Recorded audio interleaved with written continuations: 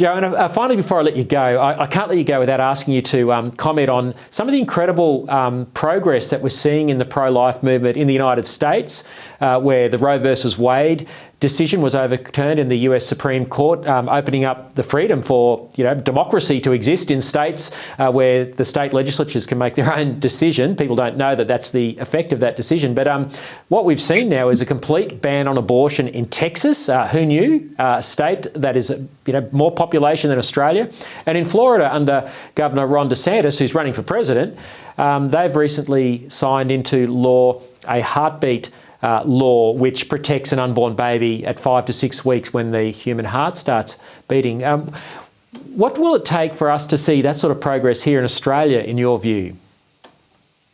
Yeah, I think it's such a good question, and it's one that I've thought about a lot because I'm a legal academic, so I naturally think about, we have to change our laws. But what the overturning of Roe v. Wade showed me is that once the Supreme Court stopped preventing states from making their own laws on abortion, once that stopped because it was overturned, we actually saw a flurry of laws being passed in some states banning abortion or greatly restricting abortion. And the biggest lie that the other side will say is that women need abortion. And the chanting that they make at the protests, pro-life lies, they don't care if women die. And they're trying to connect the fact that if women don't have access to abortion, they will die. But what we have seen is that in these American states that have greatly restricted or banned abortion completely, women aren't dying. In fact, the pro-life movement is getting together to support these women to be able to carry their babies to term and to either look after themselves or to put them up for adoption.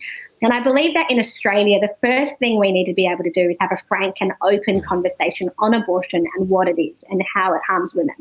And then once we have that conversation, we can change hearts and minds and drive cultural change so that we actually don't even need the law, because women won't choose abortion because they recognise that it's wrong and it hurts them and hurts their baby. And so on my social media, I just do a little plug, Lyle, now. If you are on Instagram, TikTok or Facebook, please follow me at Dr. Joanna Howe. If you're on YouTube, please subscribe to my channel at Dr. Joanna Howe, because I'm posting daily content to try and show people the data, the facts, the information, because I believe that part of my job is to kind of equip a new generation in Australia to advocate for the unborn and for their mums. Absolutely fantastic. Well, let's hope that conversation starts with your visit to Canberra, and I know there'll be other terrific pro-life people there as well.